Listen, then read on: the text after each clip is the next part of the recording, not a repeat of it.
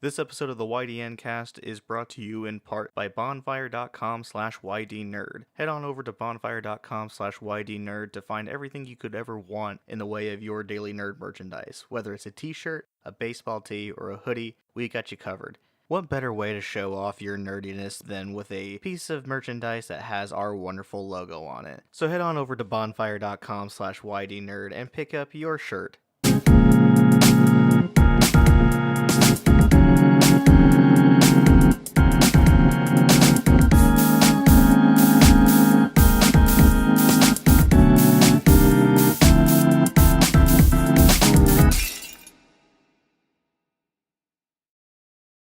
Hello everyone, and welcome to episode 5 of the YDN cast. Of course, I am Kyle Viveris, joined as always by Mr. Nick Swank, Mr. Tristan Zamora, and returning for the second week in a row, Mr. Dylan Graves. So yeah, big week this week. I don't know why I did that. Mimi big week. Move this out of your way. Yeah, okay. Sounds good.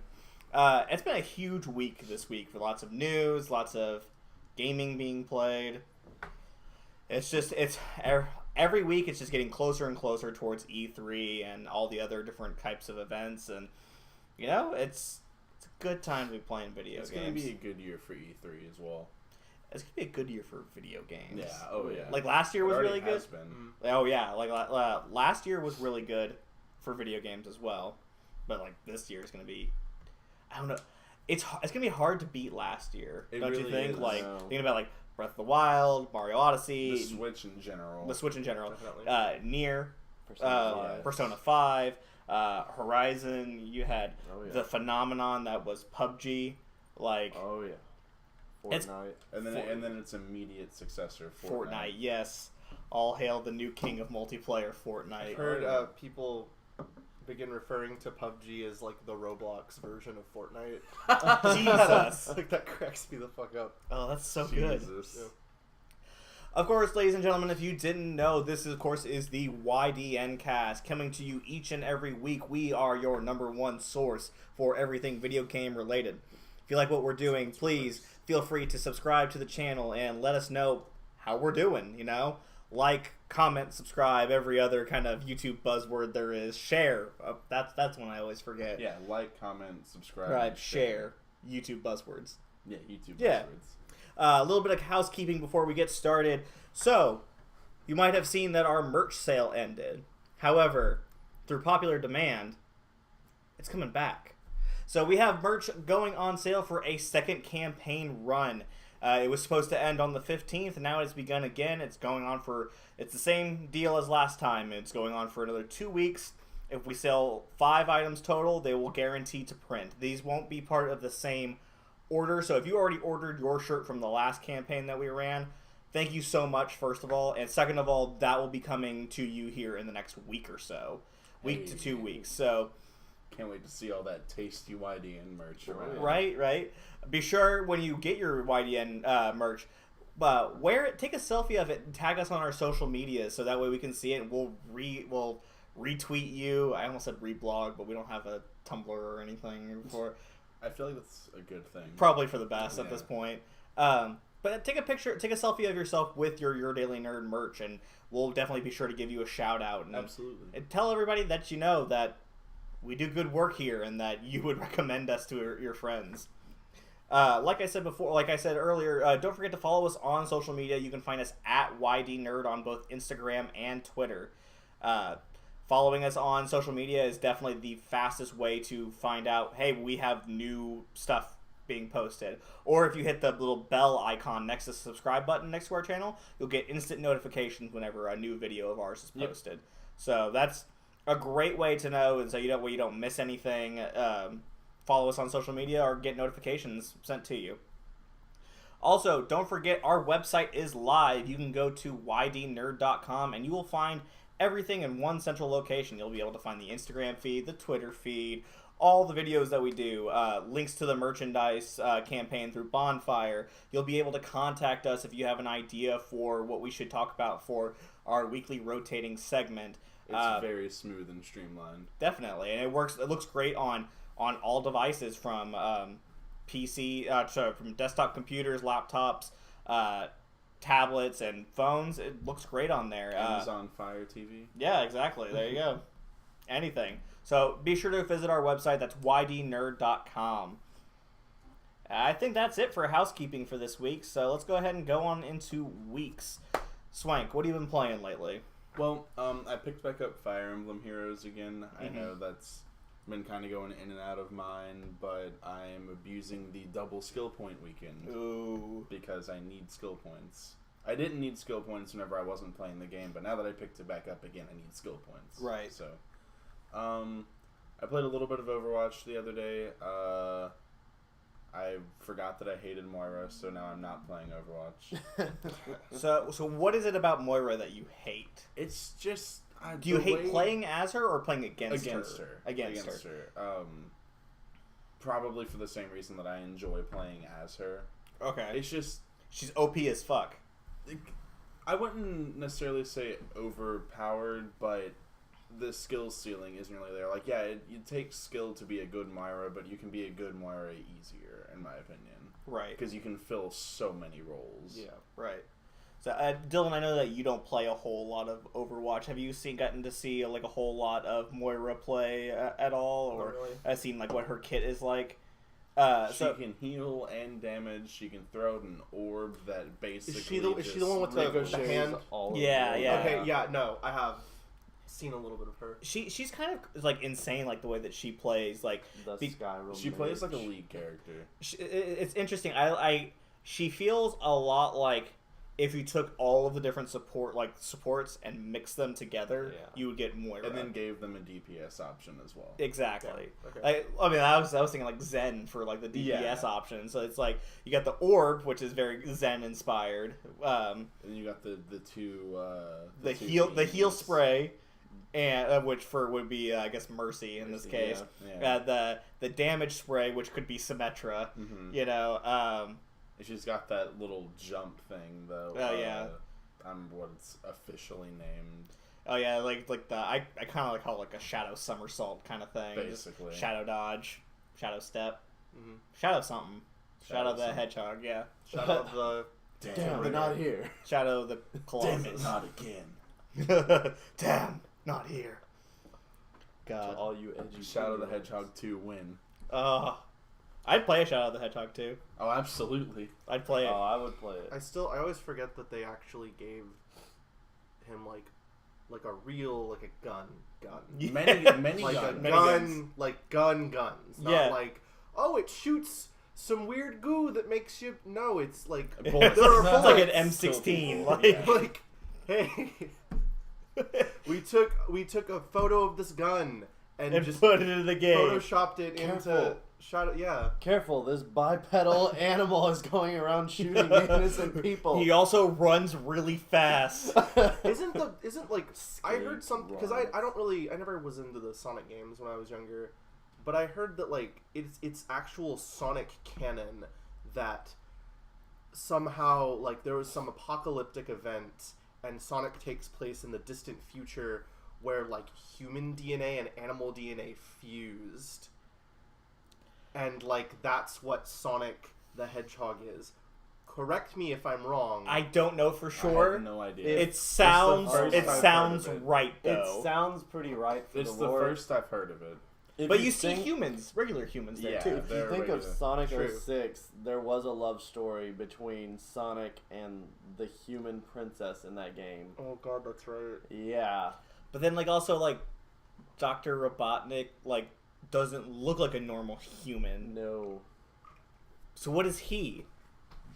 A naked Mora. Tell us, Sega. I need some Sonic lore experts in the comments below.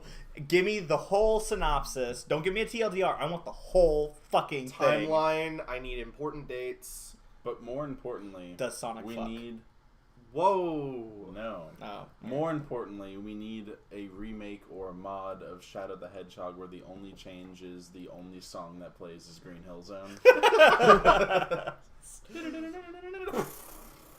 it's in the Oh, minor. dang it. No, It's in a no, mod. No, just no, just regular 8-bit Green Hill Oh my Zone.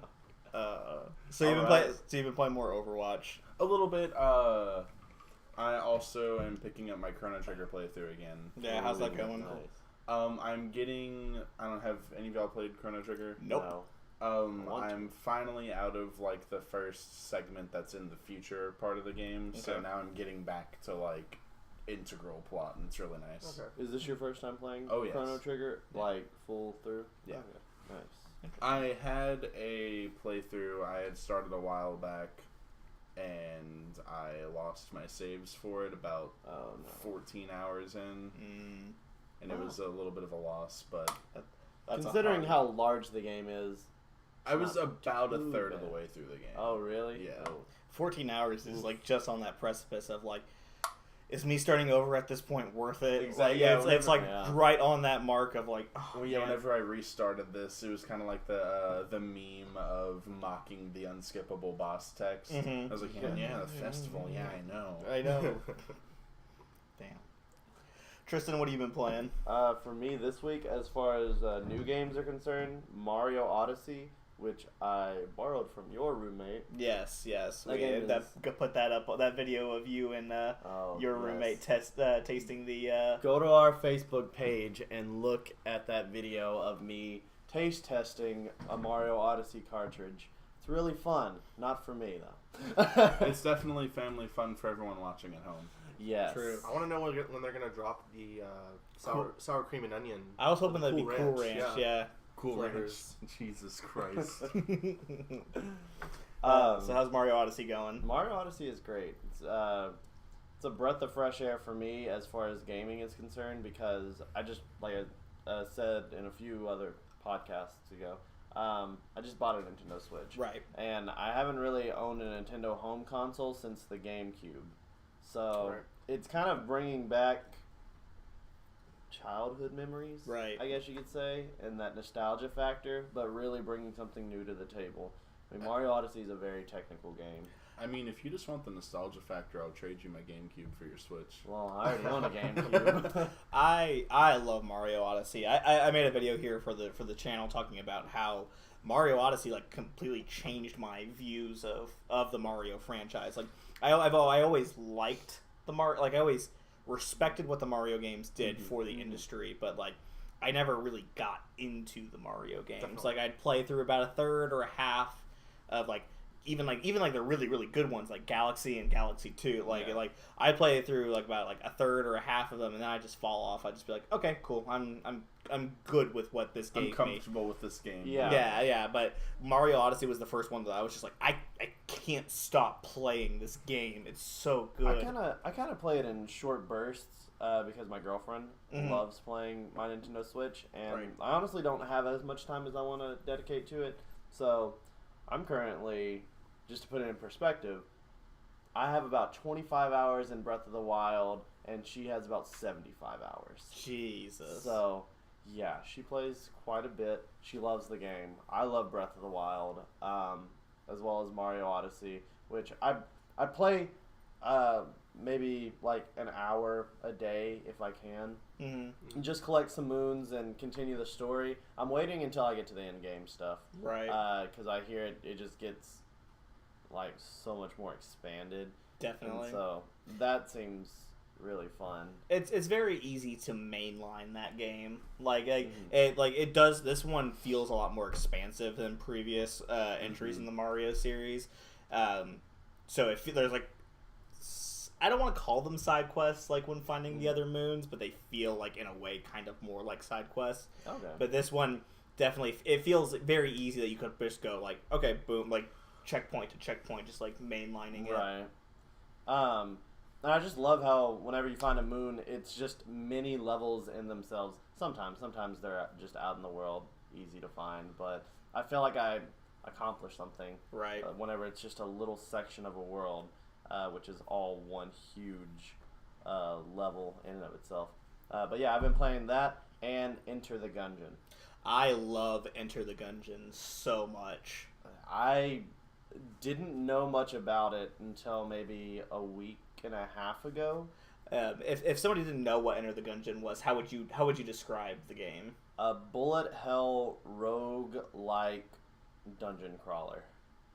That's Yeah. exactly how I would explain Yeah, it. like all the dungeons are like procedurally generated. All of the enemies, like obviously, Gungeon is a play on words of dungeon. Oh yeah, with that gun. that in Wait. and of itself, everything in that game is some sort of like allusion to guns. Even your hearts, you have 3 hearts to begin the game with, and every time you get hit, it takes away a half of a heart, and each half of a heart is a bullet. Bullet turned on its side. Yes.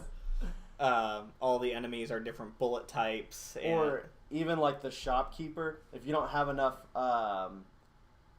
money, which are actual Which are empty bullet shells, empty bullet shells. he'll tell you need to reload your wallet. Yeah. This is violent, isn't it? Huh? Oh, Shut up. God, it's so.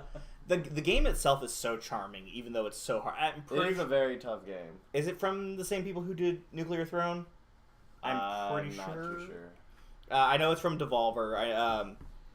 They have a lot of really cool like pop culture references in the game for like different guns that you can pick up. I'm pretty sure the Ghostbusters like Ion That's thing is awesome. like Ion Pack is one of the That's things. really cool. They have the actually. light gun in it. Yeah. Like the classic NES light gun. Yeah. I got a gun the other day that was just nothing but a gun that looks like a beehive and it shoots bees. Yeah. And that gun, Bees. yes, there are many guns in that game. But Cool. I hard play as that hell. one from time to time. I'll just pick it up and see how far I can get inside the gungeon. But I wanted to buy it mostly Can you for do that a little bit again? The Gungeon. the gungeon. Okay. Thank you.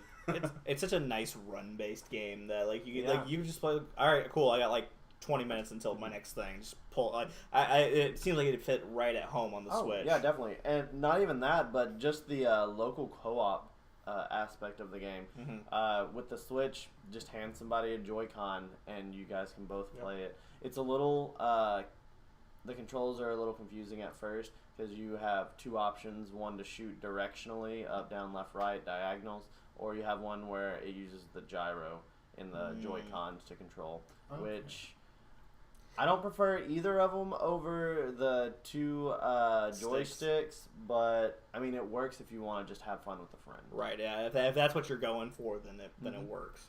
But those are kind of my 2 games that I've been playing that are new to me recently. Mhm. I'm really wanting to pick up Splatoon 2 soon. Yeah. And so hopefully by the next podcast I'll have a little input on that if I decide to get it. Yeah, Splatoon 2 is definitely one that I have kept my eye on and have very much from time to time decided like, is this something that I want to invest? I don't know what the online scene still looks like. It's booming right now. Really. It's very much so. They from what I've read, especially on Reddit or what I've seen from a lot of other gaming sources and forums, is that it definitely has the same type of mentality of like how you would play like the Civilization series, to where it's like one more turn or just one more game and you beat it, and regardless of if you win or lose, You're just like, one more. let's just keep going, and then We're on a hot streak. 3 hours later it's 5 in the morning and you're like, I have class in 3 hours. That's One kinda more like- game. That's kind of like that's kind of like me with Overwatch, honestly. Yes, yeah, definitely. But yeah, hopefully I can pick that game up. But Dylan, what about you? what have you been playing? Still playing Ultra Moon, trying to complete that Pokédex. You know how I do. Yeah, you were telling me you got, was it 3 shinies the other day? Yeah, so like in Ultra Moon they have the Ultra Wormhole, right? Which basically It's definitely not a sex thing. it's not a sex thing. Although like you walk up to this wormhole and it's shaped like this, and so you just kind of like, okay, It's a little suspicious. yeah, but it's basically like the further you go in, there are more obstacles because you have to actually like you control whatever like legendary that you're riding on, Right. and you avoid like these little electro balls, and you can. So then if you like enter, there are like different colored wormholes. If you enter one, it'll tell you like you entered a wormhole that was 3,200 light years away from like where you were or something, and it's like the further you go, the greater the chances are of encountering a shiny or a legendary or something like that. Now, how much does that like bring up the percentage of catching a shiny? Is it significant amount? It's so considering that you're just like dry chances of getting a shiny in that game are like just over 1 in 4,000. I think I saw somewhere, I'll have to double check this, but I saw somewhere that it's like if you get really far, I think it's like everything caps at like 5,000 light years away, which it's like pretty difficult to get that far. I think I've only broke 5,000 light years like once or twice. But when you do that, I think the chances of getting a shiny are as high as like 13%, I want to say, Really? which is like that's Nice. staggering. Wow. I need to actually get back into Ultra Sun.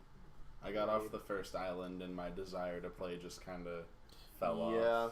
It's just because the tutorial's so long in that game. There's a lot of is, text yeah. in the game, and I just kind of want to get into just playing Pokemon. Do you think that they had to make the tutorial that long in this game because it seems like they changed up the formula quite a bit in this one, like especially with like how like gyms work instead of Yeah, definitely. Because I feel like as someone who played Sun and Moon or just Moon, it's the mechanics of the game are very much the same. I would say that the main things that are different are like how the story progresses. They added some Pokemon, but as far as like actual like gameplay and getting the Z crystals, doing the trial on every island, I mean like that's all pretty much the same. Right. But just because I am coming from the perspective of having played the vanilla Sun and Moon, like for someone who's just picking up like Ultra Sun and Ultra Moon is like the first Pokemon game, I feel like that's kind of an essential just part of the game that you just kind of have to trudge through. Right. Yeah, and I think that's kind of why it set me off, is because I had just played Sun before I jumped into Ultra Sun. I'm like, okay, come on, now I know how to run. It's fine. I got this. I think I logged like almost 300 hours into that fucking game. Yeah, I've got about 2.5 in Sun. Yeah, and most of that is just from like completing the Pokédex. Yep. And that's like my Heart Gold playthrough has 430 on it. God Jesus. damn. Yeah, dude. Speaking of Pokemon, this isn't in our news stuff just because it's like it's all rumor based. But there was talking. I was watching Kind of Funny Games Daily the other day, and that's how they were talking about some little early rumblings of what the new Pokemon is going to be. Like very, very like very much a rumor. Rumblings that sometime here in the next few months before E3, we'll at least know what the name of the new Pokemon is for Switch. Pokemon Smackdown and Pokemon Raw. Yes, exactly. We'll at least know a kind of general feel of what this new Pokemon game will be, like what the concept of it is, and also the early rumblings are suggesting that this new Pokemon game will be coming out this year, like in either November or December. That's generally what happens. Like whenever Omega Ruby and Alpha Sapphire were announced, they came out later that year. Yeah. I just can't believe that they didn't like give any kind of details during Pokemon Day. Like Yeah. Pokemon Day gave us no information. Yeah. Like they were like, yeah, we got Snapchat filters of your favorite starters from the Kanto region. Also, you can make your Alexa talk like Pikachu. And we're pretty sure there's going to be a Pokemon Go update sometime soon, maybe. Yeah, and that was their Pokemon Day presentation, which is pretty lame if you think about it. So I don't think, because I know that since they announced, they were like, this was back pre Ultra Sun and Ultra Moon, and everyone's like, we want Diamond and Pearl remakes. Give us our Diamond and Pearl remakes. Like, I don't think it's gonna be a Diamond and Pearl remake. No. Oh no! I mean, I think this one that's gonna I don't think they're making any more for the 3DS. Definitely not. No. All of them from this point forward will be Switch, and I think that it'll be a brand new one. Although I do think Diamond and Pearl remakes are coming. I just don't think it's Yeah, gonna not be- right off the bat. Yeah, at least. because I feel like it's just they got into the formula. I feel like of you release the two main titles, and then there's the third version, which is Emerald or Platinum, and then you have the remakes of like 2 generations Just kind ago. of like a filler. Rinse and repeat. Mhm. Yeah, like a filler. Yeah. Like, I could definitely see them coming out with it on the Switch eventually, but I'm not banking on it, especially because they're going to want to utilize that new technology. See, Definitely.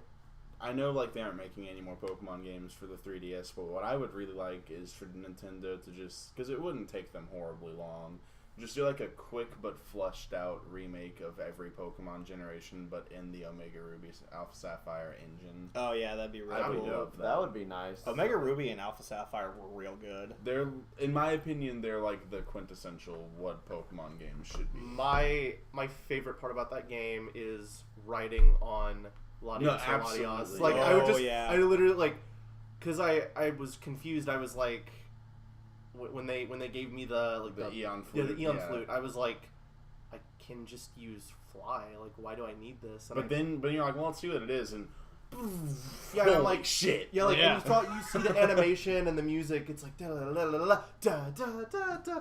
But then you're like, okay, that animation's cool, and then it just And like you see puts the entire Hoenn region and you're just like, under you. wait, and you go to move, and I feel like my face was just like, I know. Yeah, What? it was the coolest shit. And Yeah. like I was waiting for the differences because like up to that point the only differences had just been little like nostalgia hat tips, like how the character select screen was your character playing the original yeah, I game. Yeah. love that. But then you get the Eon Flute and I'm like, wait, okay, wait, hold on, I can do this wherever, whenever.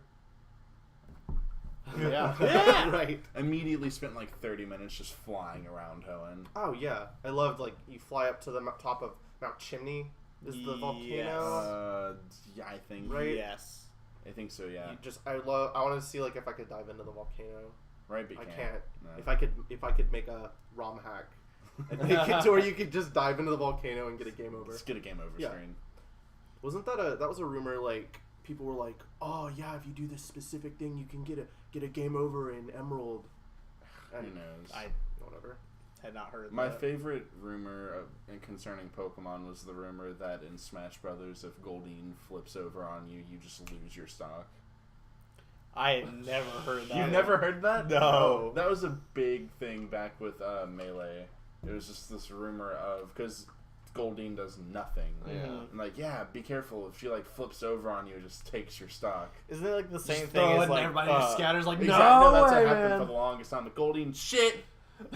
Dude. It's like that same kind of like rumor, like when like there's a lot long time rumor. I don't know of when if you use Splash enough times with Magikarp in the Pokemon games, Oh yeah. eventually it has the chance of like doing like a Mega Slam or something Yeah. like that. Yeah, I've also heard like if you get Magikarp to level 100 and da da da this and that, Splash is the most powerful move in the game, man. And in fact, still does absolutely nothing. Yeah, absolutely. God. And the only thing I'm upset about is Nintendo missed a good opportunity to have Splash, like, maybe not be super powerful, but give it the option to, like, do something if you're fighting in the water. Mm-hmm. Yeah. Sure. Yeah, that would have been I a think cool that- thing.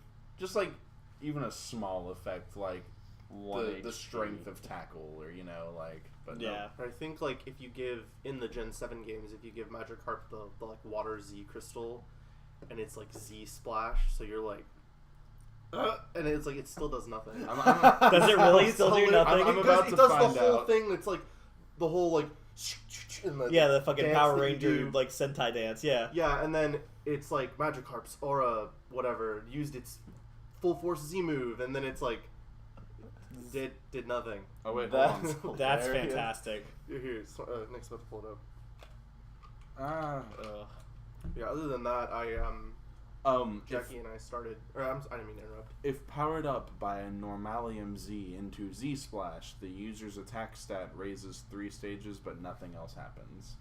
That's So what it is. so his attack goes up, but he can't. but he can't do use anything. that. Yeah, Oh my God. exactly. I hate it so much, but I love it. Yeah. So you said what else? Oh yeah, and then Jackie and I started The Last Guardian, which is beautiful. Oh nice. She loves it because she thinks Trico's adorable. Mm. Started that. She started Dead Space, but Oh, stopped like nice. right after the elevator scene. I love Of Dead course. Space. It was free. It might still be free on Origin. Yeah, it's on the house thing I on have Origin. it Yeah. on PC for Steam. Oh well, then if you already have it, then it's no pretty use nice. to get it for free. But I know that she made a lot more progress in Shadow of the Colossus. Definitely, Also. she got to the I don't remember the number, the eel one, which sounds hard.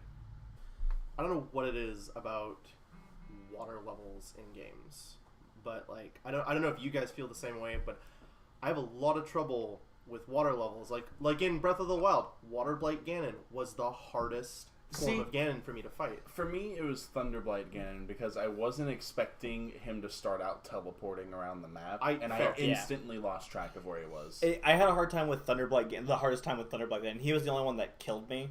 And also because I kept dropping my shit anytime he would touch me. Also, he was the second form of Ganon that I fought. I fought Water Blight Ganon, and I was like, yeah, Thunderblight. Let's go. I'm gonna go to the Gerudo. Yeah, so I think Thunderblight Ganon was the last one because I did like. It's supposed to be the last one. Okay, because I did like I did the counterclockwise. Yeah, that's what you're supposed map, to do. How it like leads you to I did Water Blight, Thunder Blight. Was it Wind Blight? And then Fire. And then Fire Blight. That's what I did. Oh, so you did Varudania last. Yeah, I also. And did so he was cake. Yeah, Redania was just done. Yeah, I think I lost to Fireblight Ganon in a really like. I fell off the map onto one of the legs of Varudania, and I sat there for like 5 minutes, just like I really don't want to start this fight over, but why didn't you just do Rivali's Gale and because I hadn't beaten. Oh, because you did. That's right. That's right. I was like. Let's just do that. Yeah, no, you're right. So I had literally no way of getting back up onto the map, so I had to start over. Wow, man. That's annoying. Oh well. I don't know. Anything else you've been playing, Dylan? No, I'm getting back into Pokken Tournament DX. Oh, nice. I love the detail. Yeah. I guess because I know like in the DS games, it's just like, oh, here's a 3D version of this Pokemon. And then in Pokken Tournament DX, it's like, here's every pore on Mewtwo's body. You can smell him. Like, what does Mewtwo smell like? I was about to say something real nasty. I don't want to, like... Abomination. Yes. For me, I've been playing... well, first of all, I've been playing more Overwatch. Which... It's been fun getting back into that, just trying out new characters that I have not been playing. Typically, I'm a tank or support character player, but I was watching a whole bunch of Overwatch League has inspired me to try out more DPS roles. So I've been playing Genji and Tracer a lot. So just like to kind of like get into it. Watching like some pro Genji players has inspired me. Like I've been playing Genji wrong all this time, and basically I've been playing Genji in a very two-dimensional type of role of like a, and that's kind of how I think of when I play first-person shooters, is a very 2D base level thing. But with Genji, you need to be playing in a three-dimensional kind of space of like jumping and getting up above other people and just like doing acrobatics and climbing up wall. Like climbing up walls was something I would do, but I would climb up and then just come right back down on the other side of it. It was more of like a, well, I don't need to go through this entrance over here. I can just climb up this wall instead. So I've been playing a little bit more Genji, a lot more Tracer, and I'm actually starting to get somewhat decent and comfortable with Tracer a lot. Yeah, I've been kind of trying to main Tracer a little bit, just to kind of dip my toe in the water. Yeah, definitely. I had a nice little highlight that I put in a group chat that we're in the other day, where it was like I was playing as Tracer, and we were on don't remember, what is it? The oh god, I can't remember what the name of the map is. It's one of the control point maps where you have to battle over it. Where I basically hopped up in one of the. It had like has the jump pad on the sides of it, and you can jump up. And so I jumped up as Tracer, and I saw a Widow, the enemy Widow, like shooting down at my teammates on top of like the pavilion, where right around where the point is. And I saw her, and I dashed forward twice, and it had me enough so that I was right behind her, and so I got behind her, hiya, and then just let loose with my guns. Good. So getting a little bit more comfortable with having to play as a DPS role to kind of make myself a little bit more well-rounded. Of course, I'm still playing Diva and Reinhardt like pretty religiously though. It's like to be able to like jump in and just like fuck some people up. So I've been playing more Overwatch, watching a lot more Overwatch League. Played the demo for Kirby Star Allies the other day. I want to play that. It's a good game. It seems really cool. I don't know if I'll pick it up though, because it just doesn't seem like it's something that I would put a whole lot of time into.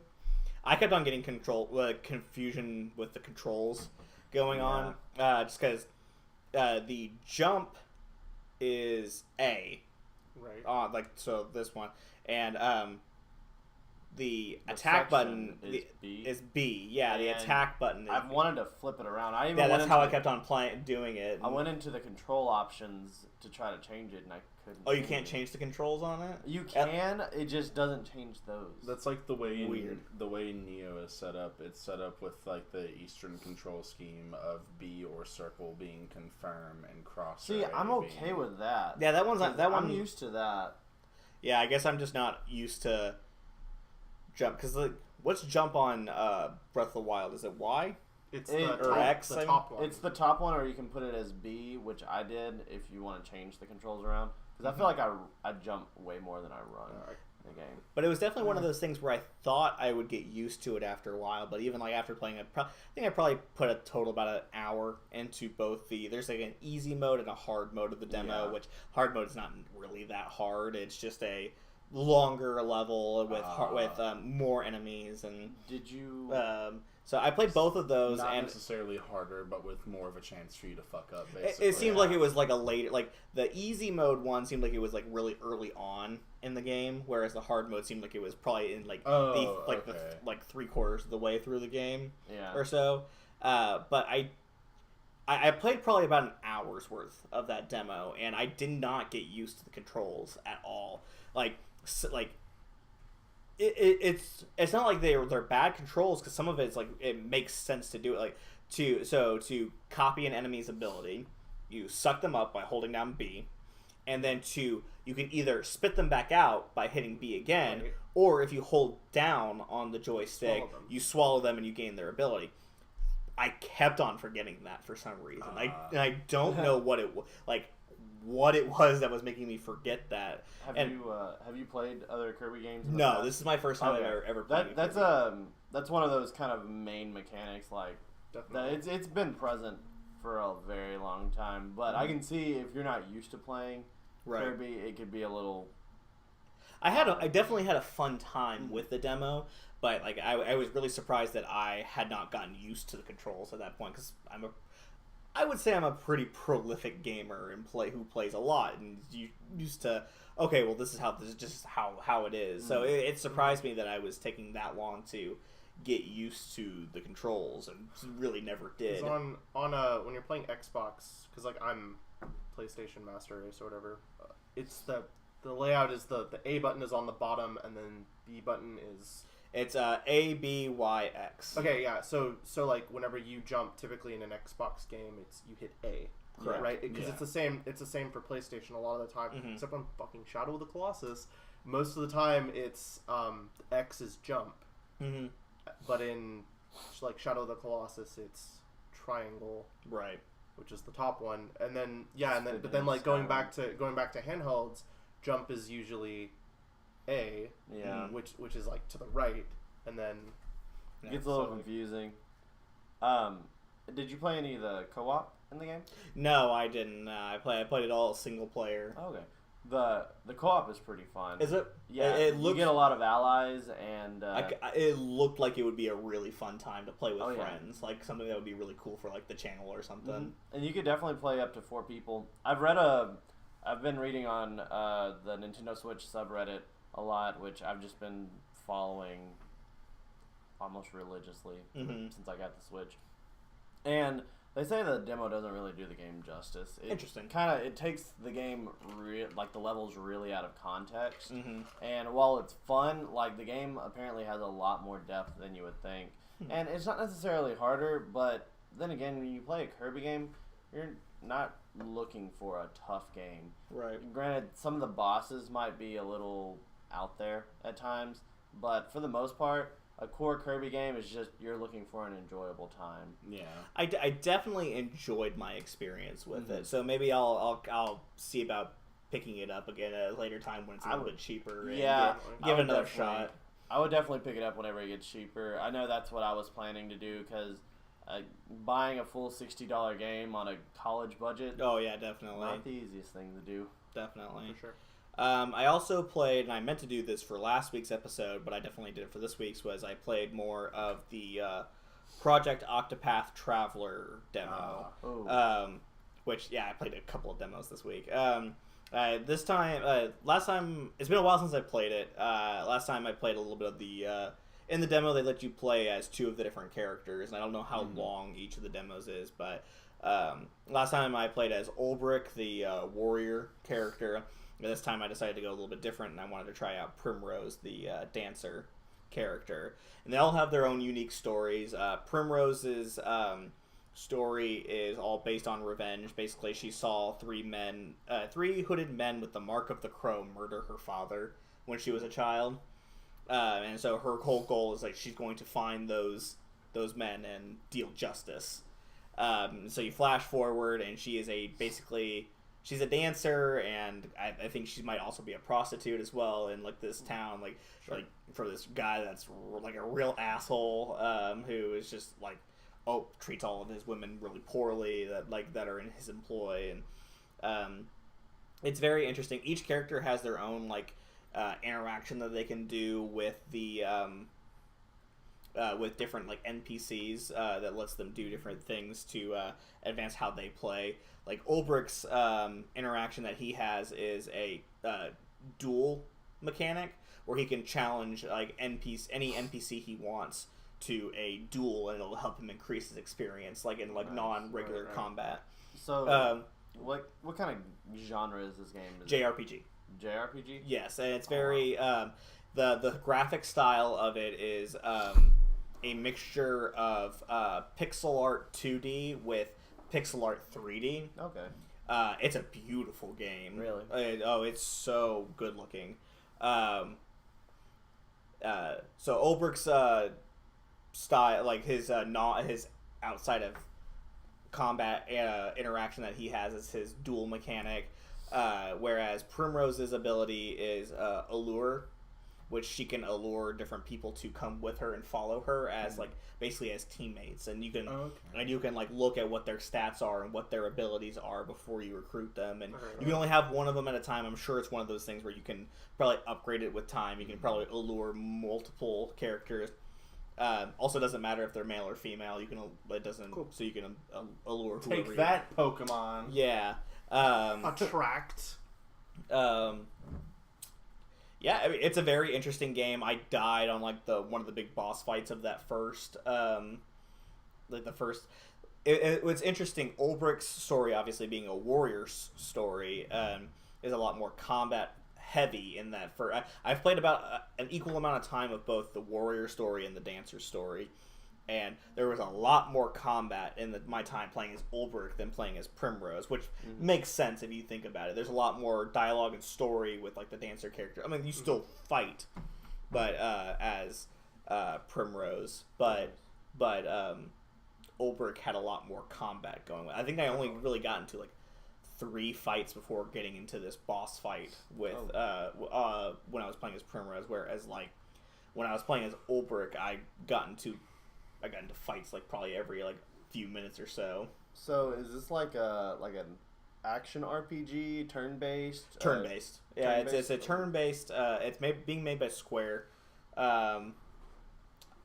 I love the shit out of it. The demo is still free on Switch. Go download it. Try that. The combat system is pretty unique. Is it gonna be a Switch exclusive? Yes. Yeah, it's exclusive. Originally, the game was called Project Octopath Traveler because they hadn't come up with a name for it. But I think the name was so synonymous with it at this point that they just changed it. The official name of the game now is Octopath Traveler.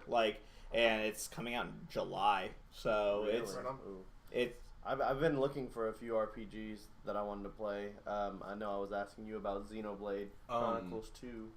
if you like just standard JRPGs but with interesting mechanics, you should check out Darkest Dungeon if you haven't. I love Darkest Dungeon so much. One of like the stats that plays into your character's performances is their like fear and sanity, and their stress levels. Stress levels. That's what I was thinking of. Yeah, it's really cool.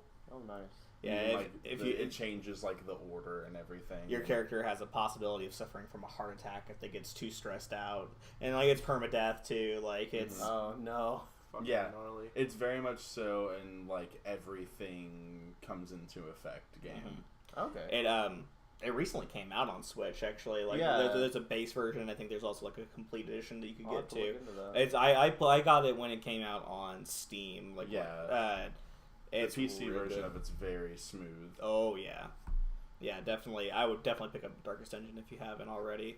And then the last little game that I played was something that we actually ended up playing a lot of right before we started the podcast. Super hot. Yes. So if you don't know already, if you have an Xbox One, one of the games with gold for this month is Super Hot. God, that game is so cool. Like, there's a lot I love about that game. It's just super duper neat. Like, super neat. You know, like yeah, man, I love John Wick Simulator. It basically is a John Wick simulator, dude. Like, you ever shot someone throwing a gun at them, catch the gun as it bounces off their head and throw it again? Like, come on. It has so many moments in there that are like, okay, so I guess if you don't know what Super Hot is, it's a first-person shooter game where everyone dies in one bullet. Yes, because everyone's made out of glass. The best way to describe, I think, Super Hot is it's a first-person shooter puzzle game. In a way, because the puzzle is how can you get through all of these enemies without getting killed? And with the added mechanic of time only moves when you do. Right. So it's time only moves when you move. And different actions make time move a little bit faster than others. Like shooting a bullet makes time move a little bit faster than like taking a slight step to the right. Because it goes to the entire animation of the bullet traveling the gun and the gun like kicking back. Yeah. So there's other items in there that you can pick up, like melee weapons, like a katana, for example. Which you don't throw like a knife or anything. You just throw it straight forward. Yeah. It's just grab it by the handle and throw it like a spear. It's really weird. And then it sticks into the wall too. I love what we've played so far of Super Hot. I'm probably gonna pick it up when I go home. Yeah, I mean it's if you have an Xbox One like me and you're not part of the PC, or I am. I guess I am technically also part of the PC Master Race. The actual Master Race. Yes. But if you don't, it's free on Xbox Live Gold. If you have an Xbox Live Gold membership, it's super hot. Neat. Yeah, super hot. Like I had a moment when I was playing that I'll see if I can figure out a way to like bring into this right here, where I so the mission starts off and you're standing on top of a banister on a two-story thing. And I see 3 enemies below me, and it's 2 guys that have handguns and 1 guy who has an assault rifle, and I'm standing up there with a katana. And so nothing moves unless you move. So I'm standing there. You have time to like survey it. Yes, and kind of contemplate what you're doing. So I decided I threw the katana at the guy who had the assault rifle, dropped down right in the middle of the 2 guys with handguns. Very, very Obi-Wan Kenobi from Revenge of the Sith. Like, hello there. And I turned, punched one of the guys with a handgun, grabbed his gun, shot him with his own gun, right? I think so, yeah. Turned around, threw that gun at the other guy to stun him, grabbed his gun, shot him. And then I think I threw that gun, possibly. I don't remember fully. And then it gives you a notification upstairs or something like that. Like look up. Or yeah. And so there's more enemies that spawn up on that up on that second floor where you just came from. There's a skull on the ground. I pick it up. I throw it at a guy with an assault rifle. Better than the entire Indiana Jones 4 movie. Oh, exactly. Yeah, I start. How's that for a crystal skull? Somehow I managed to hit him really without thinking about it. He drops his assault rifle downstairs.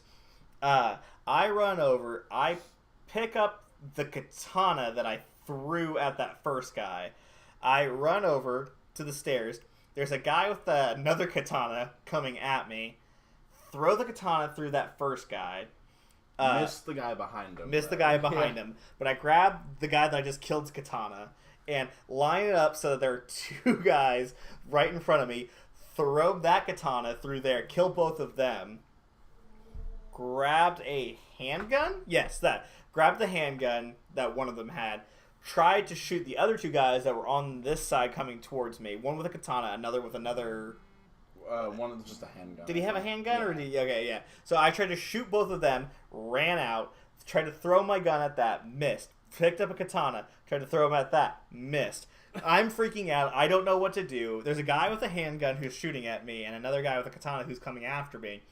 I jump over the banister, pick up the assault rifle that the guy before that I hit with the Way skull. back at the beginning of this. Way at the beginning of this. I pick up his assault rifle, turn, shoot the guy With the gun. with the handgun, so he's dead. The guy with the katana is coming back around. I throw the assault rifle at him. Catch his katana. Catch his katana, and then throw the katana through him, and then I get super hot. Super And the hot. best part about the game, though, is as soon as you kill the last guy, it just shows your entire replay, but in one fluid. Yeah, Oh, yeah. so It took like, what, 30 seconds for that entire... You played that level for a good like, oh yeah, 5 minutes? It probably took a good like 15, 20 minutes to play through that level. But like, then the kept on replay was dying. just about 20 seconds. Oh, yeah, it's so good. That was a good play-by-play. You ever thought about being an Overwatch League announcer? I would love it, honestly. I would love it. But yeah, it's really fun. Every time you end the level, it just goes super hot Over. over and over again while it Over. plays back your thing and back in real time. You can capture the gameplay and like share it or whatever. And then the other aspect of this game is this really weird narrative where Super Hot is a game that you've illegally found a crack of online from like one of your friends, so that way you can play like an illegal copy of it. And then basically the company who makes the game is now hacking into your computer, basically being like, we know what you're doing. We see you. We're watching you, Big Brother. You ever seen the shitty creepypastas of people playing pirated copies of video games Yeah. and things going wrong? I live for shitty Basically game creepypastas. that, but done well. Exactly. Yeah. And it's freaky. Like, they do some weird stuff to you. Like, oh, you want to play our game? We're going to make you have to, like, work for it. Like, there's one where it's like, they put they put you in a jail cell at one point, and they're like, you're our dog, basically. Or it's like, they don't even say it. Like, they're like, don't move, and you just kind of have to stand there. Yeah. Like, move, and you just have to keep on moving until they tell you to stop. And then all of a sudden, in big letters across the screen, in the same way they do Super Hot, it's like, good dog. Like, they start, like, treating you like an animal, basically. Oh, There's Or another there's one. one point where it's like, try to disconnect, and you press a menu, and the screen just vibrates. What if we won't let you? Yeah. And they show you, like, playing the game, like, Yeah. in the virtual reality. Hit yourself. Does it hurt? Like, and it's like you have a head trauma. You're like you don't remember. You won't remember any of this. Do not attempt to play our game again. And if you do, you get more levels, and then it starts like trying to punish you for like playing it. There's one that was like Dance Dog, and it's like a whole bunch of the red guys standing at the top of your jail cell shooting bullets at you, and you have to keep on avoiding them, like the same way that you would avoid bullets in like the regular. Basically, don't pirate video games. Yeah, you wouldn't download a car. I definitely would. I would 3D print a car. Yeah. But yeah, so that's Super Hot. Go play that. It's fun. It's stupid. It's fantastic. It's super. Hot. And it's hot. Super hot. Super hot. Guys, what if we Super. said super hot over and over? Just as like a joke, Mhm. like an inside joke. Yeah, like that's our new thing. Like super. Super. I mean, like Hot, on the podcast right now, Oh yeah. because Oh. we haven't done that yet. Oh, we Said haven't. super hot over and over. Super hot. Super hot. Super hot. Guys, y'all don't have to do Super. that for me. Hawk. No, I'm doing it for me, not you. Oh. But yeah, that's pretty much been. That was a pretty good idea, by the way. Yeah. That's pretty much been the weeks this week. Trying to move into some news. Yeah. So our first news story. The Witcher's Geralt of Rivia has been confirmed as a guest character for Soul Calibur 6. Never be as good as Link on Soul Calibur 2, but I mean, they got. What about Yoda from Soul Calibur 4? No, I about was Darth literally Vader. just about Or to say. Kratos. No, Link from Soul Calibur 2.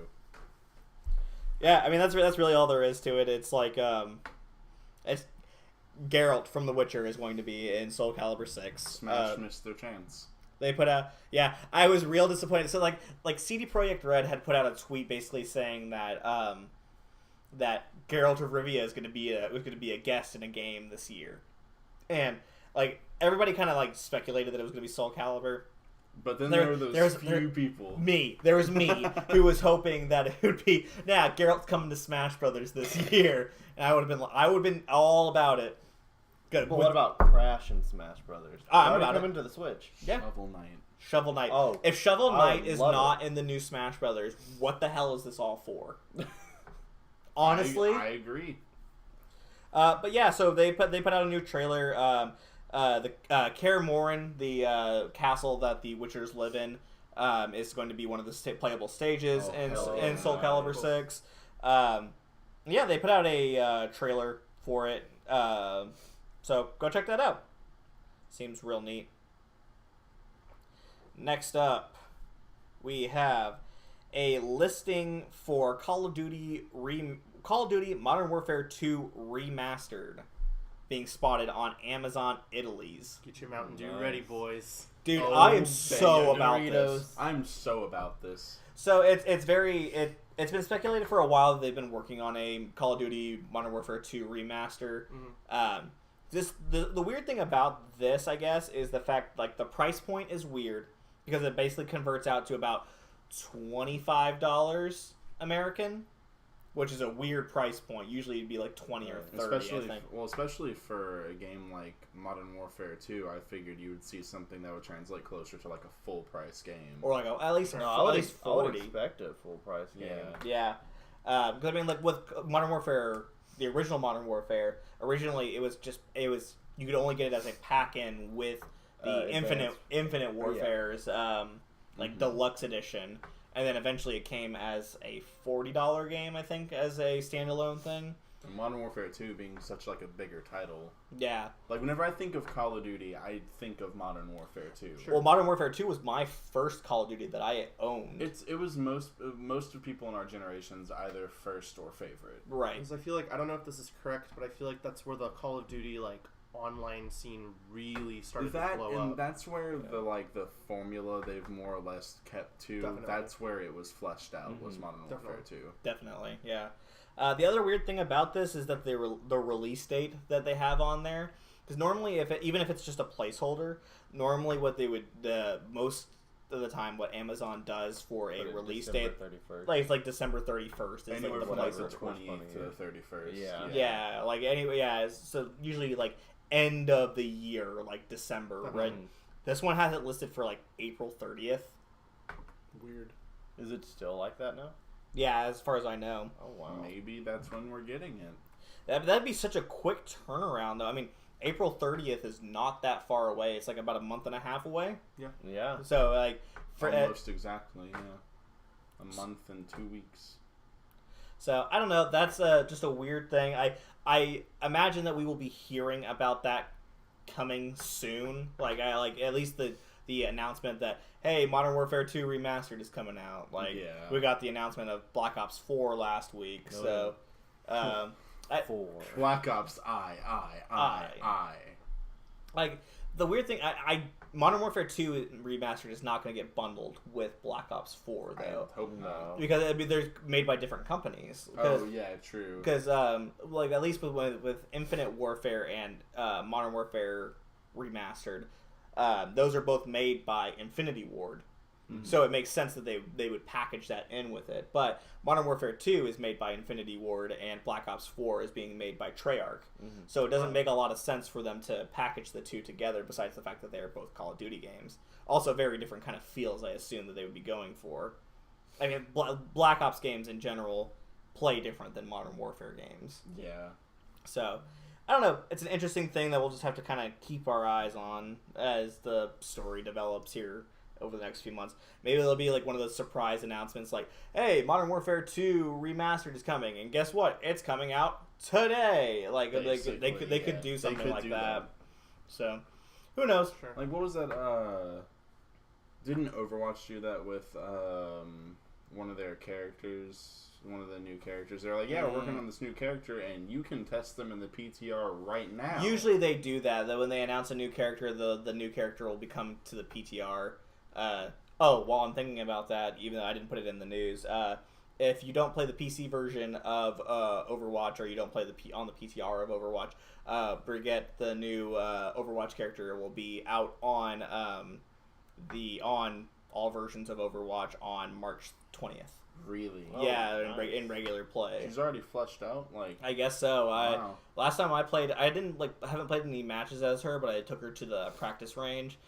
She seems OP as fuck. Yeah, I was gonna say she's rather powerful. So, who knows? Especially if you get that Brigitte.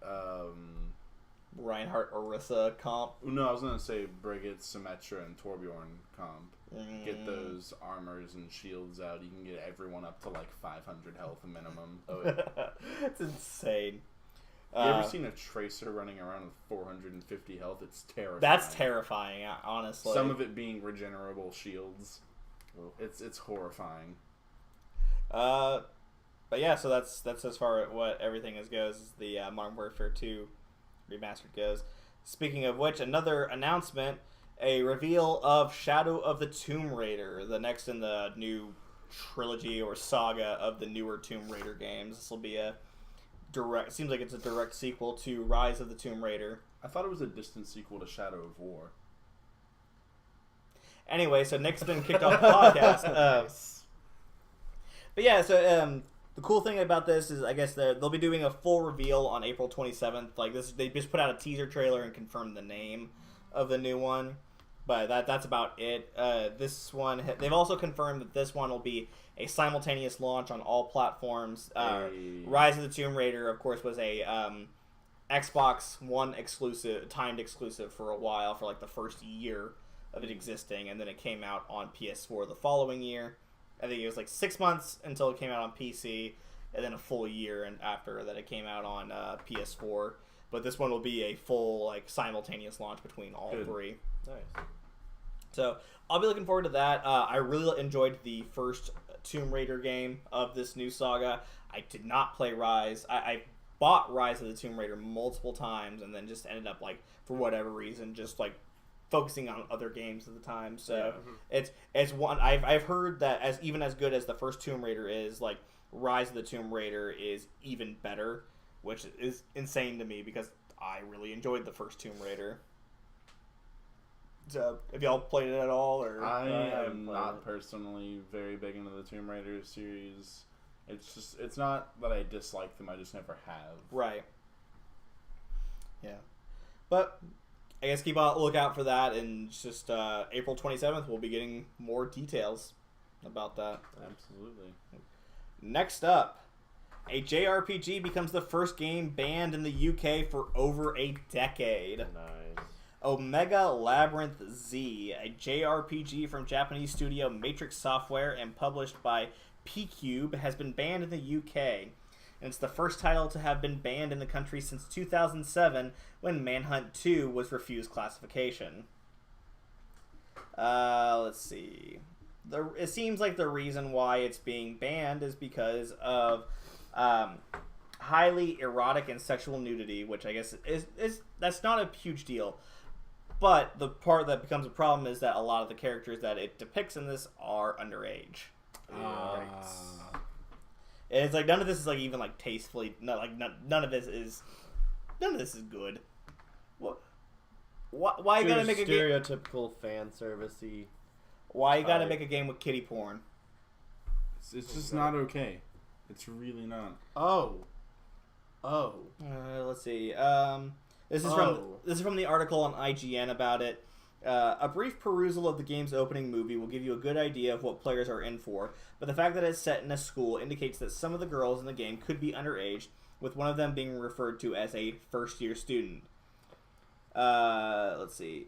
The game clearly promotes the sexualization of children via the sexual interaction between the game player and the female characters. The style of the game is such that it will attract an audience below the age of 18. There's a serious danger that impressionable people, i.e. children and young people viewing the game, would conclude that the sexual activity represented normal sexual behavior.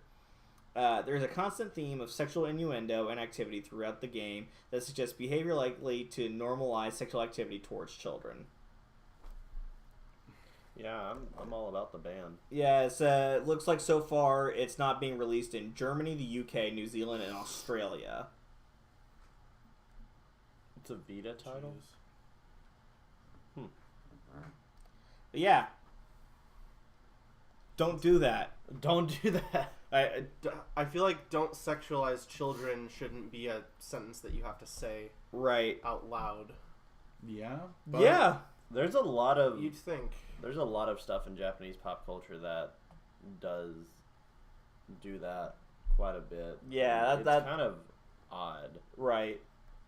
especially in a Western, in Western culture. That's unheard of. Yeah, definitely. I mean, in a way, I guess some people consider beauty pageants and whatnot to be kind of sexualization of children, but Right, yeah. I wouldn't say to that extent, and it's not as blatant. Not to the extent where it's like, "Oh, senpai, stop looking at my skirt." Yeah, you're Kinda- not kinda thing. actively creating this type of stuff. I'm not a type of person who would actively want to create that image in my mind. Exactly. Right. And then sell it worldwide. You're just asking for trouble at that point. Definitely. For sure. Just don't do it. It's not It's hard. as simple as that. It's not hard, people. Come on. It's just as simple as that. You just don't do it. It is, in fact, not super hot. Because I don't know, someone had Take my someone leave. had there are steps. It's not like, "Oh, I don't know what happened. I just accidentally drew this half-naked 13-year-old." Right. My hand slipped. Oops. Presents the game. So what was your thought process when you were making this game? Zac Efron meme. Oh, God. It's not. Just don't. Come on. Don't. What I want to know is not who made this game, but who approved this game. This is, Sure. I don't know if you mentioned this, but Omega Labyrinth Z is a sequel to the 2015 Omega Labyrinth. I did not mention that. I Yeah. didn't know that. It's a sequel. Makes It's sense. Apparently the original one is a Vita title, but this one is a It's a Vita. PS4 title, so that's why it's getting more attention. Yeah. Sure. Makes sense. There's like 3 Vita people play. Vita is going Vita. so far under the radar. Right. It still has a pretty big market in Japan. It In just Japan, it kind of yeah. suffered from the same fate as the Wii U. It didn't have a lot of games coded for it because people were like, "How the fuck do I make a game for this?" Because the Vita is not a horrible system. No, it's so That wonderful. It had a and- potential to be a great handheld. That Sure. and the fact that the marketing, I didn't see any kind of marketing for the Vita whenever no. it initially Definitely. I came think out. I saw like half a commercial for it, and I feel Yeah. like because of that, a lot of people are like, "Oh, so it's like a small PSP." Cool. And the PSP honestly wasn't as popular as people make it out to be. Mhm. I because loved of- mine. Oh, I loved mine. I too, remembered playing trust me. the original Star Wars Battlefront 2. Yep. Yeah. I'd sit there. That was my fucking That first hours was game a for really good PSP. PSP port. Oh, Oh, yeah. But Definitely. with competition with the DS and Nintendo in general just ran the handheld market. Nintendo For sure. totally doesn't have a monopoly on the handheld market. Right.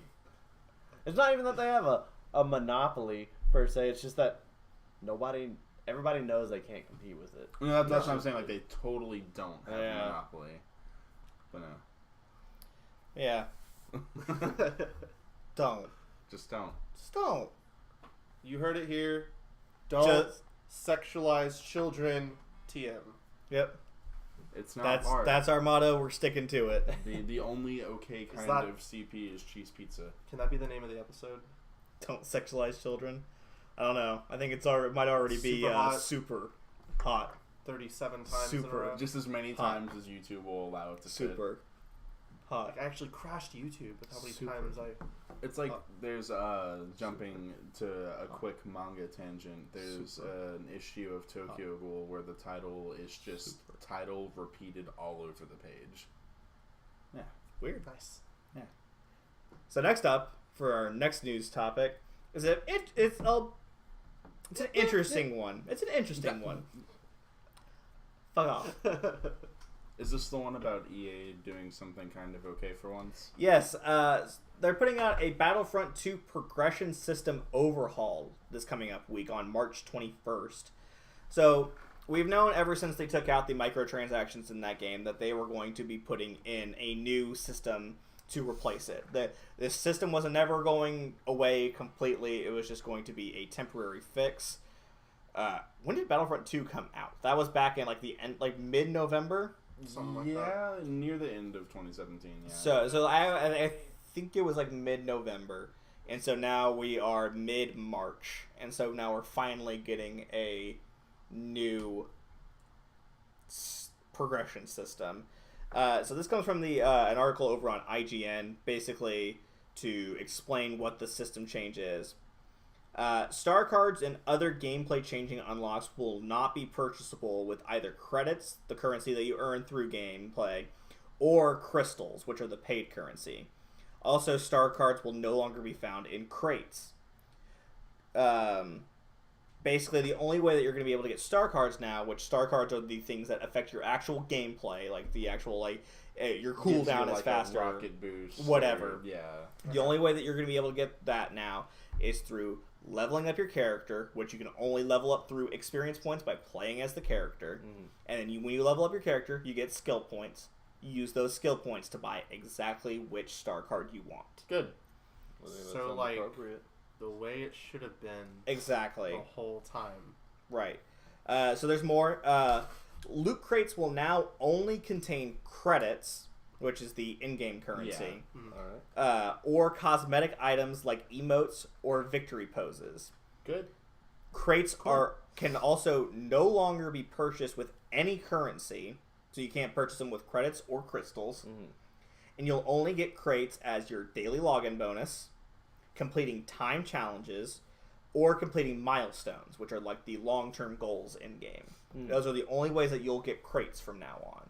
And like it says, the only thing you'll get from crates will be credits, or cosmetic items like emotes and victory poses. Cool. So does this mean Star Wars Battlefront 2 is finally becoming a game that we can put our seal of approval on? There's still a little bit more to this update. Oh, no. No. It's good. It's still good stuff. Everything players have earned before this update will remain theirs, and it's unchanged. Okay. After the update, the crystals currency will return, which is the paid currency. The paid currency. But it'll only have one function: to buy new cosmetic-only skins for classes and heroes, which can also be purchased with credits. If you've ever dreamed of being a part of the Resistance as a Rodian, R-O-D-I-A-N? Yeah. Your chance is right around the corner. So these new appearances will begin to arrive in April. Okay. So that's the new update. That's the new progression system. Right. The system is what it should have been when it launched, I think, at this point. Now definitely. I feel as if I can recommend the game to people without going... Right. I still, having played the game, I would still say probably wait until you get it on sale. Oh, well, yeah. I would not go out and spend the full $60 on it. I don't think you'll ever see it for a full $60 at this point because of the fact the game has been out since mid-November, and now here we are in mid-March after the whole debacle that was the loot crate system that happened. Yeah. That will never go away. Yeah. So, I mean, what was it, that post that I saw on Reddit? It's like, hey, we actually did something. In a way, Reddit did it, you know? They fixed Battlefront 2. Yeah. So, good on EA for fixing their shit. It's like whenever you see putting forth the effort. It's like whenever Hopefully, you see your mail inbox get up to like 100 unread mail, and then you just kind of push it away and watch it go up, and then finally you decided to look into it. I feel like that's what EA did. They're like, we got about 4,000 of these in here. Let's just, I guess we'll look through them. Right. It seems literally everybody wants us to change this. Yeah, I guess. Yeah. Yeah, I guess. So, yeah, I am looking forward to this update. I haven't played any more Battlefront 2 recently. It makes me want to, though, knowing that these changes are coming. Sure. Yeah, exactly. I can, yeah, like you said, I can actually feel like I can recommend the game a lot more to people, and it just be like, yeah, you'll probably have a decent time playing the game now. Yeah. As far as I know, they haven't changed what their policy is going to be with downloadable content. Like all their DLC is still going to come for free. As far as I know, anyway, like they haven't changed that opinion, which I don't think they can at this point. They've kind of locked into that. So hopefully they'll keep on putting out good shit. Hopefully. Or they'll start putting out good shit. I don't know. I haven't played really since the last update that they did was like they added Last Jedi stuff. I think where they added cool. they add Finn as a playable character and Captain Phasma as a playable character. And, Right. so Do they still have space battles? yeah, they added space battles into this one. Okay, It's cool. the best part of any Battlefront game. Oh, yeah. Yeah. This one is so good. Like that's like pretty much what I play primarily when I play Battlefront 2 now. It's just like it's just like let me get into the cockpit of that TIE fighter and just like fucking fly through the asteroid belt. One of the maps that you can play on there is you can fight in the wreckage of the Death Star after it gets blown up. Oh, yeah, episode dude, 6. yeah. It's like there's good shit in this game and good concepts for things, and it's still very much Star Wars. Like It just got EA-ified when it came out. yeah. Mm-hmm. So I'm glad that this progression overhaul is coming. I'm looking forward to actually seeing people playing it and actually being like, hey, look, Star Wars is good again. Although I will say, whenever like time comes for a new Battlefront, I would really like to see another company's take on it. I know it's probably not going to happen, but well, I mean, there's been those rumors that Disney/Lucas has been like shopping around with other game companies for doing because they have probably a part like a clause in their contract with EA where they could, if they want to, if they're not happy with terminate their contract with them. Because I mean, like think about it, like they had the first Battlefront 1 game, which sold fairly well. I probably sold fairly well. They had Visceral Studios, who was making a new Star Wars game that was being headed up by the writer of the Uncharted series, and that got canceled. Like that's been like delayed for the foreseeable future. Visceral Games got shut down, so that's not a good handling and a good look on EA's part of like how they're handling that the Star Wars property. And then there's that huge debacle with the Loot Crate system, and like that had international coverage on it from like regular news sources, not just gaming news sources. Like you had CNN talking about it, and the fact that like there were other countries' governments looking into like, hey, is this gambling? Like actually like looking into what ethically they can do about this. That's not a good look on them, and some really bad press and bad marketing. And now that Disney's name is going to be attached to it, they might not want that. Sure. Exactly. So it would not surprise me if we hear some like after the support for Battlefront 2 runs out, because through a full dev cycle. So I assume probably in the next 2 years or so, the next Star Wars game we'll probably hear about probably will not come from EA. Hopefully. It would not surprise me anyway. Yeah. I'd be okay with that. I think most people would. Right. I don't know if I know any people that are like genuine fans of EA anymore. Yeah. Because EA just has such a shit year this past year, like with what they did. Like, they put out a Star Wars game that was shit.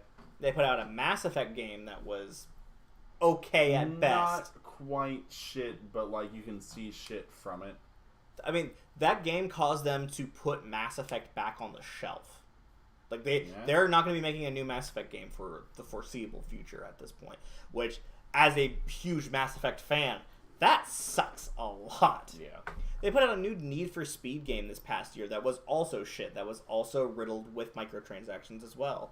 Like, they shut down Visceral Studios because of... I don't even really know what the full reason why they shut down Visceral Studios. If it was they didn't know how much they were going to be able to pay them, they sure as hell didn't stick to that because they then dropped hundreds of millions of dollars to acquire Respawn, the guys that are in charge of Titanfall, because Titanfall was starting to get offers to get bought, or did I say Titanfall? I meant Respawn. Yeah. Respawn was getting offers to get bought.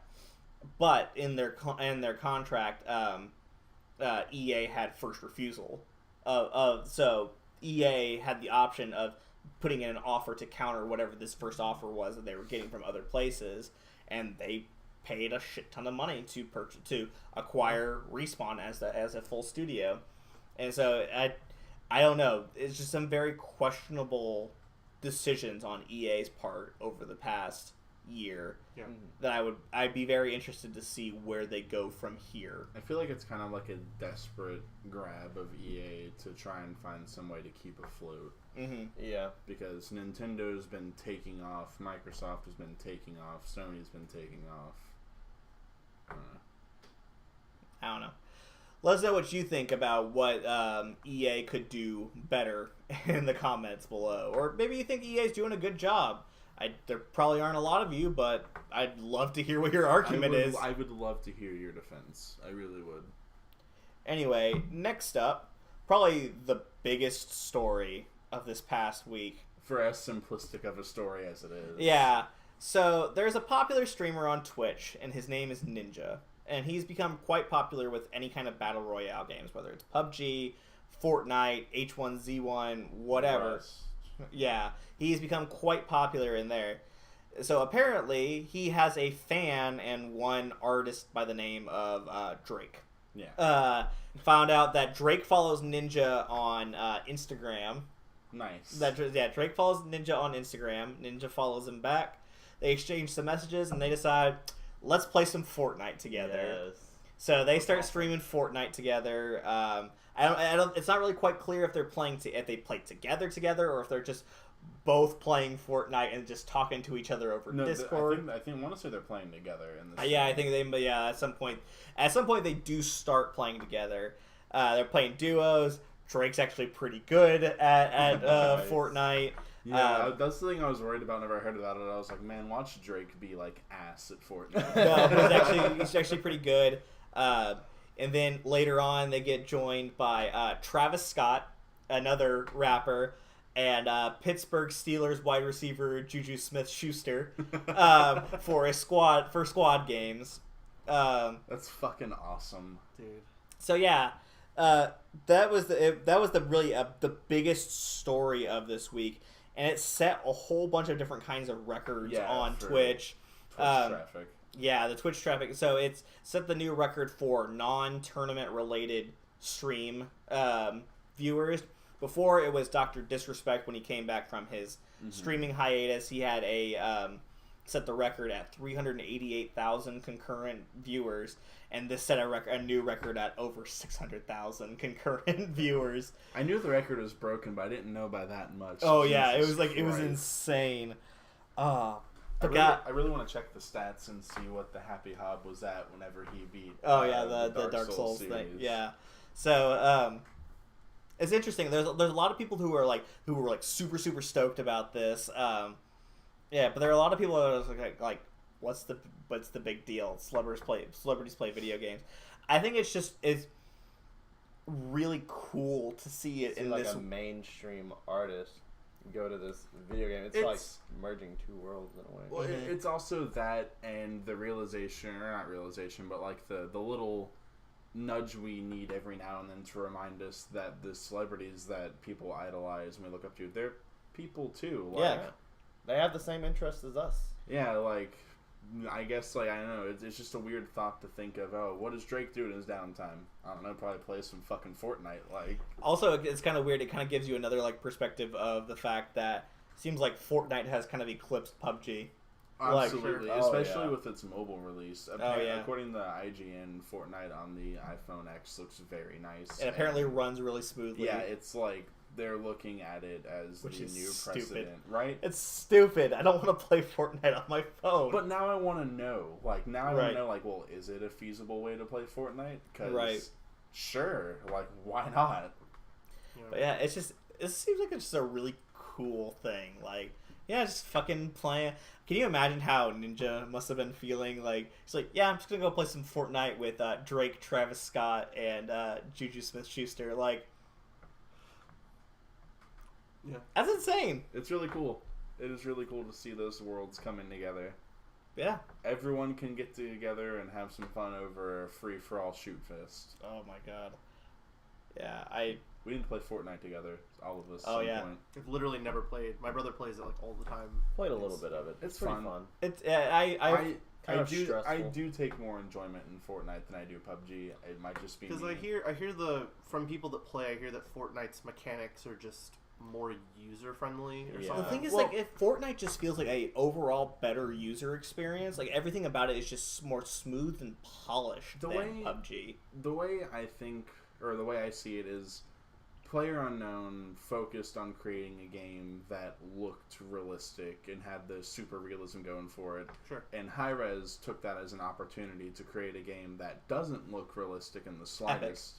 Oh, Epic, it's not Hi-Rez? No, it's Epic. Yeah. What does Hi-Rez do that I'm thinking of? Hi-Res does Paladins. Paladins, that's what Oh, I'm thinking yeah. of. Sorry. Well, my apologies. Epic saw that as an opportunity to create a game that doesn't quite look as realistic, but works, more or less. Sure. Because PlayerUnknown's been focusing like all of their development, at least console-wise, towards the Xbox One X and the PS4 Pro.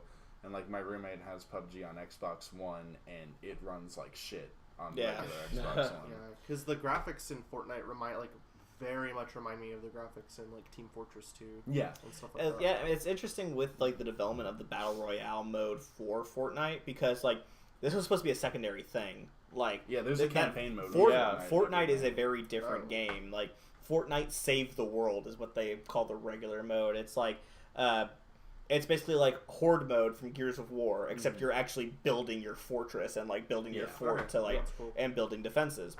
But nobody plays Fortnite Save the World. Nobody was just interested play the in Battle Fortnite Royale. Save the World. Because the Battle Royale is so goddamn fun. Like, And that game mode is so popular. Like PUBG took the world by storm last year. Oh yeah. So now that they have, like, Fortnite has their own, it's free to play, and you can play it on any of your system. and they just, Epic just released the, like, 60 FPS console pack for it. Yeah. And it runs very, very well. So, I mean, so Xbox can keep on touting the fact that they have 5 million Xbox players on PUBG all they want. I think Fortnite has taken over. Oh, yeah.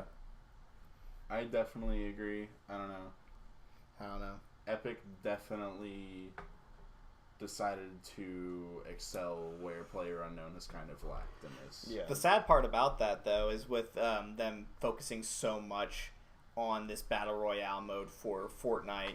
First of all, the development must have slowed down to a crawl, because, like, the actual official version of Fortnite, like the full Save the World part of it, is still technically in beta right now. It is still in early access right now. They've had to put so much attention into the Battle Royale because that's what took off. Yeah, exactly. Sure. It's I mean, if you want to play the Save the World mode at this point, you have to pay like $30 for like the Founders Pack version of it Because it's the actual the actual game, even though the actual game is still going to be free to play when it officially launches. Yeah. You have to be to be the Founders Pack or whatever. But Battle Royale part of it is free, so why would I spend the $30 to actually play the full part of it? But I mean, like the other sad part about it is like think about Epic had Paragon going on for a bit. They had a third person MOBA going on that was on PS4 and on PC, and it seems very much like they shut down Paragon recently, and it feels like they stopped development and work on Paragon because they're like, nah, it seems like we're going to be making a lot more money with this Fortnite Battle Royale thing, so why not keep that? So it's kind of sad because it's like Paragon was good.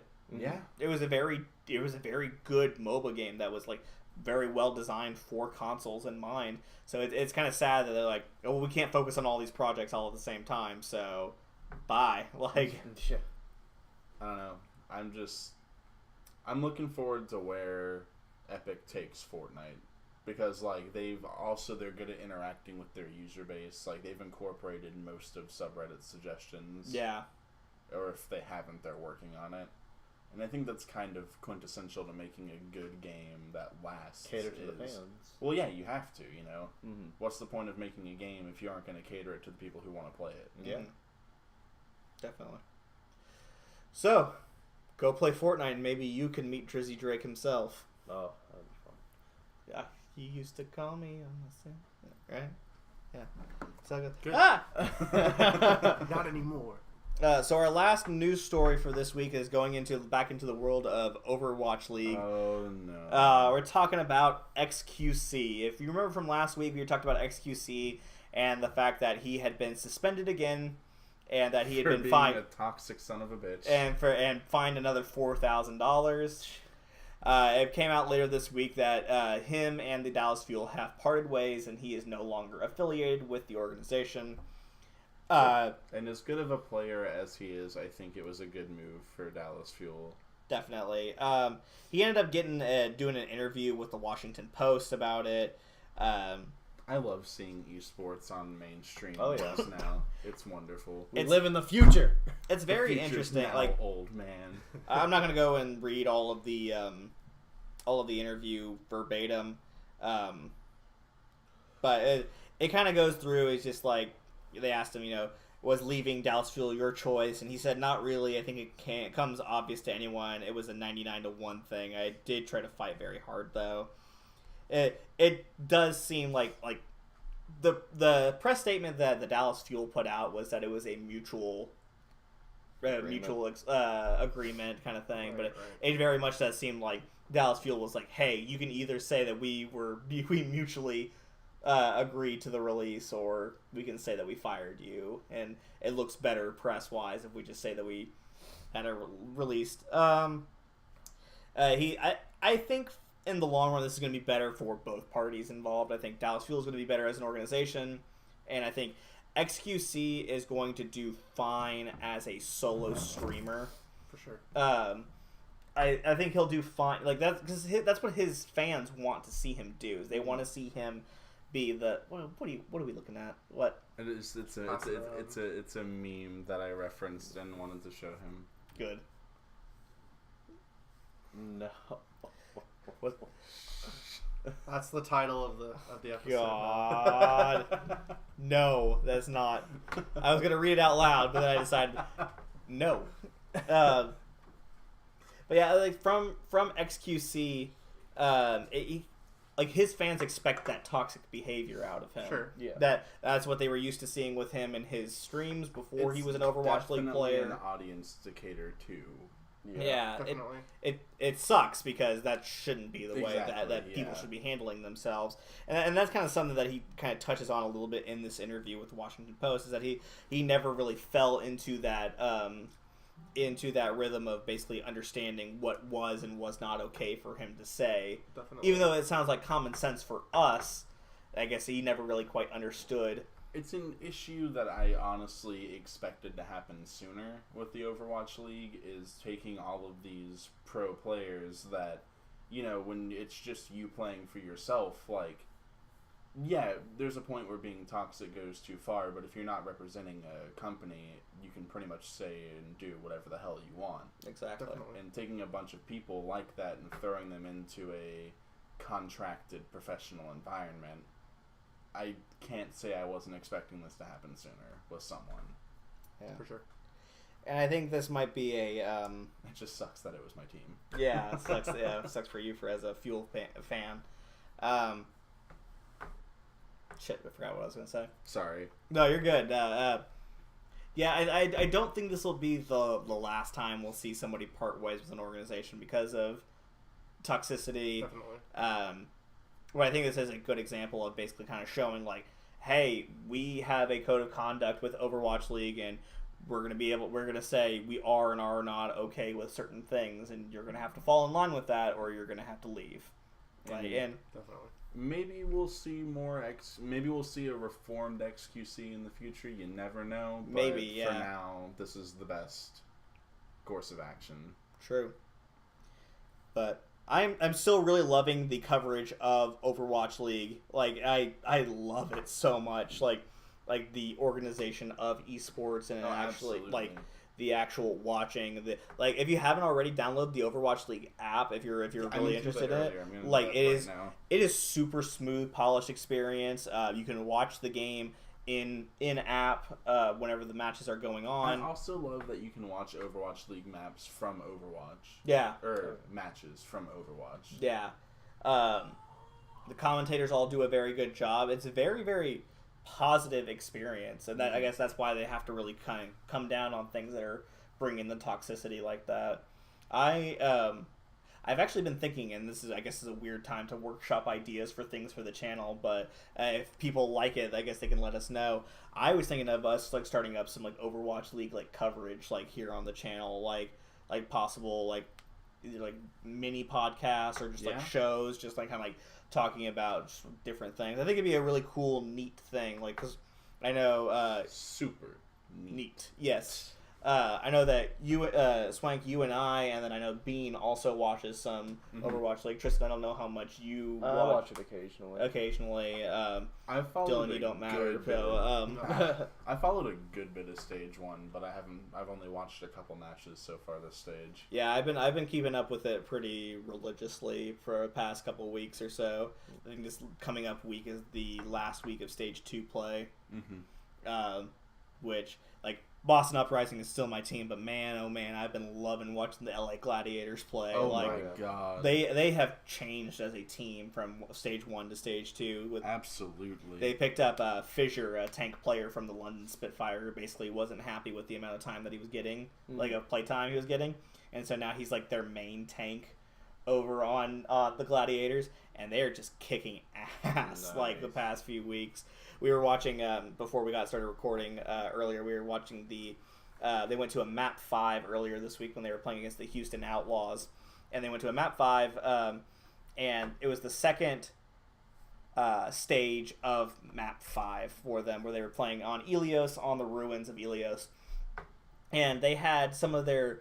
They had basically they described it really well, like the commentators, that it was like almost like they matched in as mystery heroes, like they didn't like because their guy Hydration, who was one of their main DPS players, played Lucio the entire match.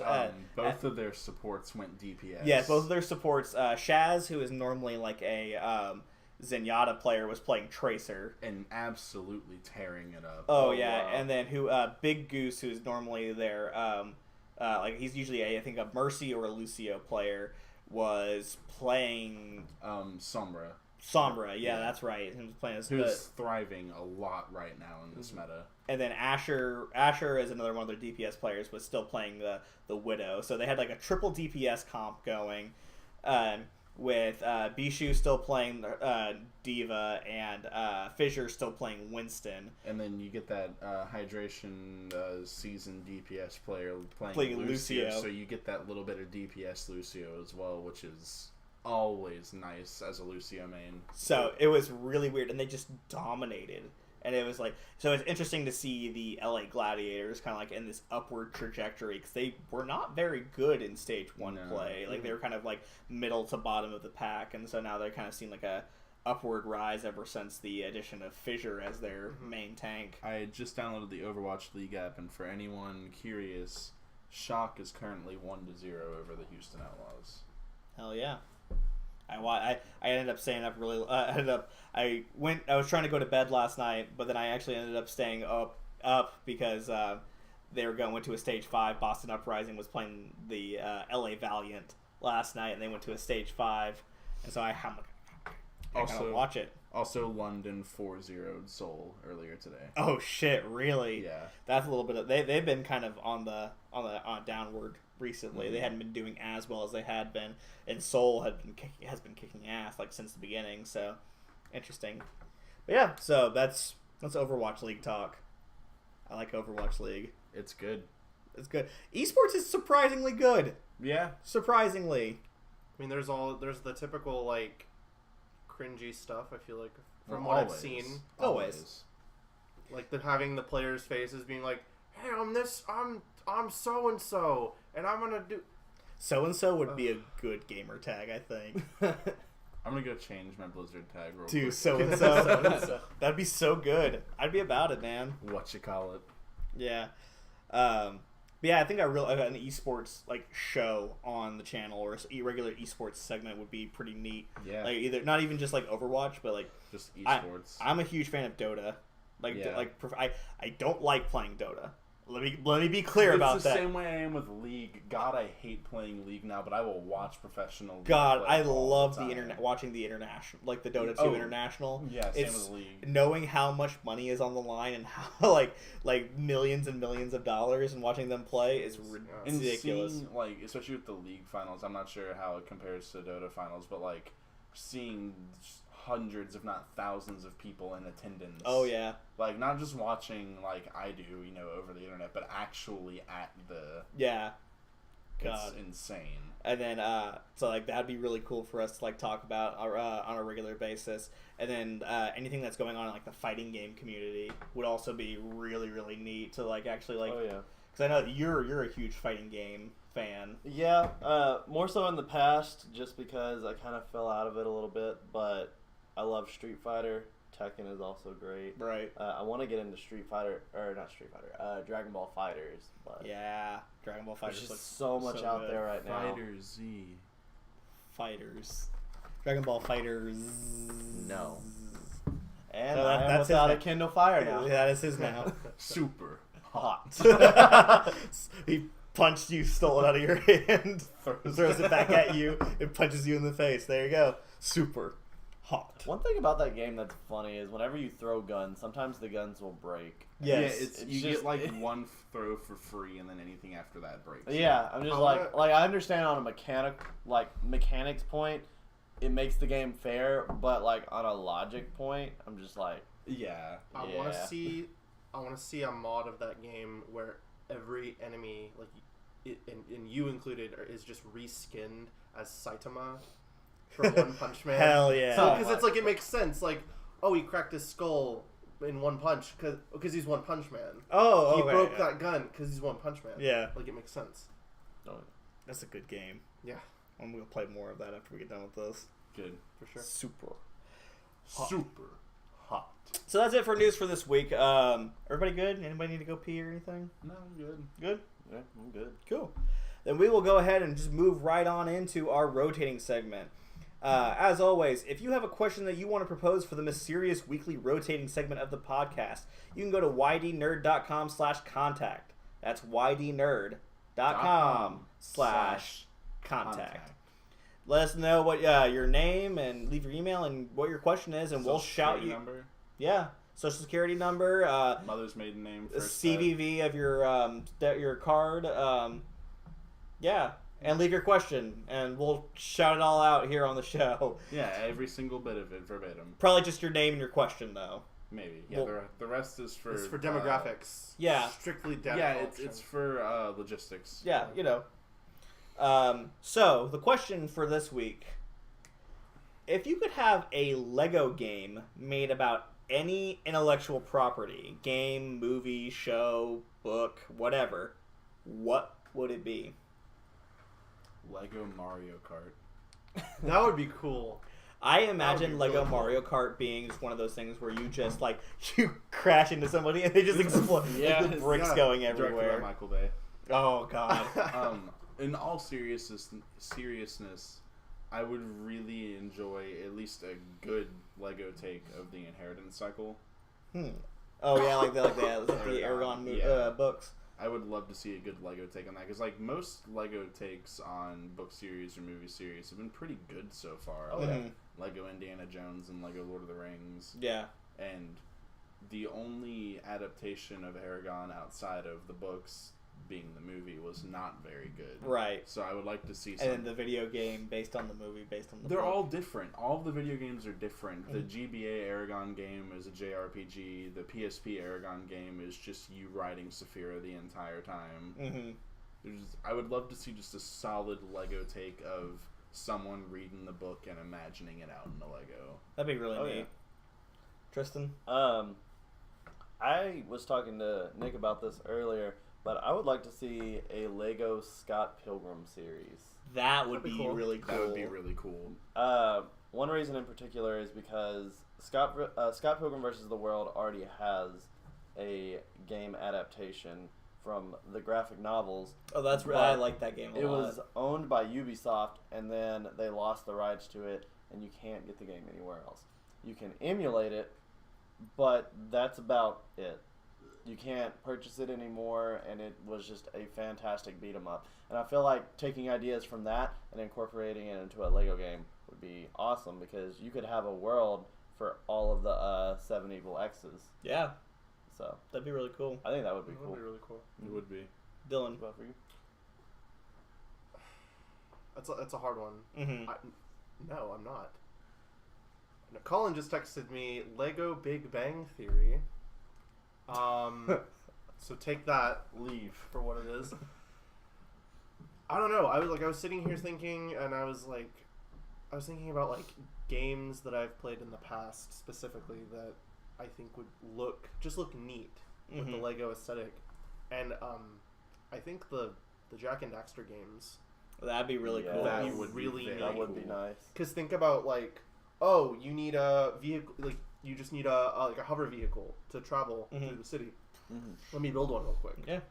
Like, I just think that would be super fucking neat. Because that, like, whenever I was playing, especially like mainly Jack 2 and 3, my favorite thing would be to just steal the hover bikes and just drive around. Yeah. So it's like adding a sort of just Lego aesthetic to that, and just watching like when you crash it and just seeing the bricks fly everywhere, I think would be That'd be really just cool. really, really charming.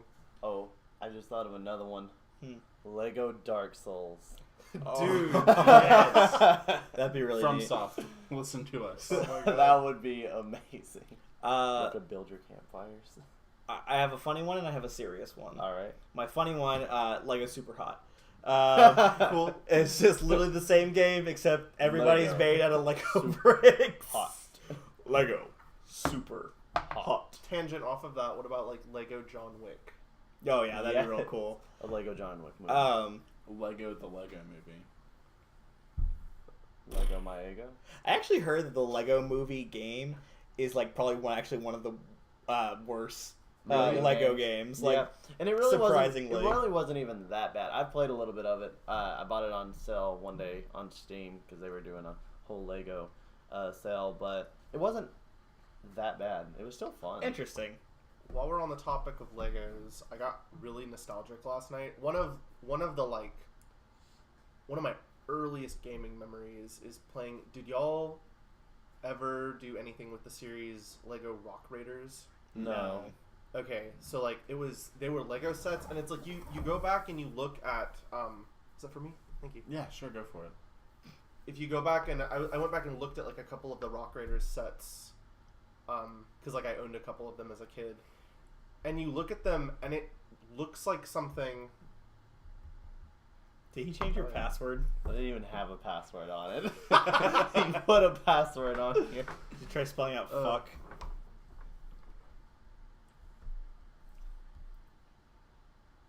Trade dick. Nope. Is it, Guys, I'm not that bad. Let's go back to the rotating. is it segment. password? Okay, Dylan. So It's word pass. Lego Rock Raiders. So yeah, you look at these sets, and this was from the era where like nothing like. I look at a Lego set now. I look at like, oh, you can buy the X-wing, and it looks really. Still trying. I'm sorry. I'm No, I want him. I want him to I'm get in. so distracted now by it. Can I have a What is hint? the password? I want a hint. Is it password? Is it 12345678990? I want a hint. Is it 8675309? Let's see if I can do it by the end of the podcast. I just want to hear what Dylan's trying to say. Just tell them the password. Oh, you're really nerd. What's the fucking password? YDN/question. It's bonfire.com/YDNerd. There you go. What was the password? What was the password? I don't know. I hate you. It's Anyway. literally, I don't know. So I look at a Lego set now, and it looks really polished and really like, oh, there are all these like specialized pieces that are used for specific thing, and like you're like, this looks a lot like an X-wing, but I can tell it's made of Legos. Right. Y'all chill. Yeah, I'm fine. But it's like I go back and I look at the original like Lego Rock Raiders or like the Lego Life on Mars, not like the Mars mission one, but the one that was from like 2001 or whatever. Right. And it looks not like it's worse quality. It just looks like Not nearly as complex. not nearly as complex. It looks like something that it looks like a fan-made Lego set. Mm-hmm. And I really like the aesthetic of that, of it not being as polished, and like you can definitely tell that like, oh, this is a series of tall bricks that I had to stack in sort of a pyramid shape or whatever. Right. I love that about that. And then the Lego Rock Raiders game, it was a lot different from like Lego Star Wars, because it was, the whole thing I want to say was like a top down type thing, and it just felt like a Lego like dungeon crawler. Like you had to get different tools and stuff, and you had to avoid, there are like these big rock golems that you have to fight. And the music is really cool too. Like if you want to hear some really cool like just game soundtrack, just go listen to the Rock Raider soundtrack. It's really it's a lot. I definitely do want to check that out. It's really like it's all electronic, and it just sounds like something that would be playing in the background of like The Matrix or something, like when they go to a club or whatever. Like I really like the soundtrack. Anyways, that was a hard tangent, but my serious answer to the question, I actually have two series because I thought about it more. One, my favorite TV series of all time is Breaking Bad. So I think a Lego Breaking Bad game would be pretty neat. I think cooking like brick meth, like it's just like little packets of meth, like. But it's like the standard Lego animations where nothing changes while he's stirring it, but as soon as he takes it out, it just boom changes. Oh yeah. And you all know the like Lego like crystals that they have. And I want to see like the blue just crystals. Like in the Lego Star Wars 3, whenever Anakin's lightsaber changes to red midway through the Obi-Wan fight. Mm-hmm. Something like that. Just there we go. And then the other one that I thought of was a Lego Game of Thrones would be pretty neat. Oh, that would be cool. nice. Yeah, I think it has enough like to it that it would be real cool. Imagine a Lego game of like the Game of Thrones intro, but made. Like, I'm sure it's been done. Yeah. I think it might have been done with Minecraft. Probably. Lego Knack. Knack is basically already Legos. But what about this? Lego Walking Dead. Based on the comics. Maybe. I'm so tired of Walking Dead. I stopped watching it a long time ago. I don't really watch it, but I do read it. Shit. Yeah. Didn't they? Yeah. Nah. I know what you're going to say, and the answer is yes, they did. This is a And spoiler the actor is very unhappy with the decision. Oh, I would be unhappy too. I think I heard about it. Yeah. I don't know. Anyway. What about Lego Super Hot? Lego Super Hot? Super. It's the same game, but like everybody has like a Lego Lego happy Hot. face. Does any sort of like a Lego Justice League game exist? I mean, Lego Batman 3 is the most like that. Like a Lego like Justice League game. No, there's no Lego Justice League game. I would say Lego Batman 3 is the closest to that. They have a not necessarily DC, but they have Lego Avengers and Lego Marvel superheroes too. I played a little bit of the Lego Avengers game. That's what made me think about it. Mm-hmm. But yeah, nothing as far as a Justice League specific game. I'd play the hell out of that. Yeah, absolutely. I know you and I are both like more DC fans. Oh, absolutely. But yeah, let us know what you think you would want as a Lego IP video game. Lego My Hero Academia. That'd be neat. Lego One Piece. Lego Dragon Ball Z. Yes. Oh, yeah. That'd be pretty neat. Yeah, that would be pretty cool. I imagine like Goku standing there like charging, and then like as he charges up, he just pulls off his black hair and puts on the blonde hair. Yeah, that is like classic. purely. It's Akira Toriyama. Listen, I got it. But I think that's going to do it for this week's episode of the YDN cast. Again, thank you so much for watching, listening, however you are enjoying this content. Thank you so much for supporting us in any way that you can. Please, again, we have relaunched our our merch sale. So go on over to bonfire.com/ydnerd and order your Daily Nerd shirt, baseball tee, or hoodie today, please. It really helps our channel a lot, and we are able to grow and put out better quality content for you. Absolutely. You specifically. I'm talking to you. And you Not as him. well. You. Talking to you, Nicholas. Whoa. Yeah. Wherever you are.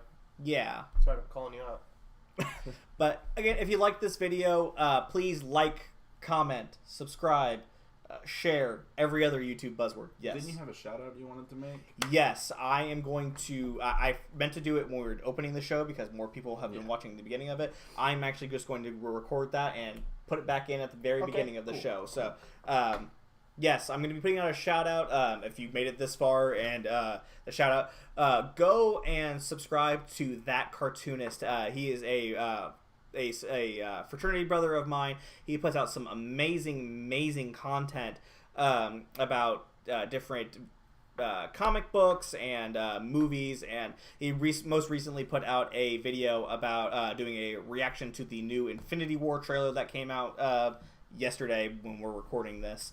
That I refuse to watch because I don't want to know. Honestly, there's not any spoilers in it. Oh, okay, cool. You could probably watch it, and it's very it's tame enough that you could watch it and it's not going to spoil anything. Okay, cool. But yes, go subscribe to Robert. He is a fantastic supporter of the channel. I'll be linking his channel here in the description of this video, so that way you can go and support him. He does some wonderful work, and he supports the hell out of us, and we want to support the hell out of him as well. Or the heaven. Yeah. Purgatory. So I think that's going to do it. Samsara. What? Any- Hindu. Okay. Doesn't matter. It matters. Valhalla. Anyway, that's going to do it for this week's episode of the YDN cast. Thank you again for supporting us, and we will see you next week. Bye, guys. Bye, everyone. Super hot. Super hot. Hot.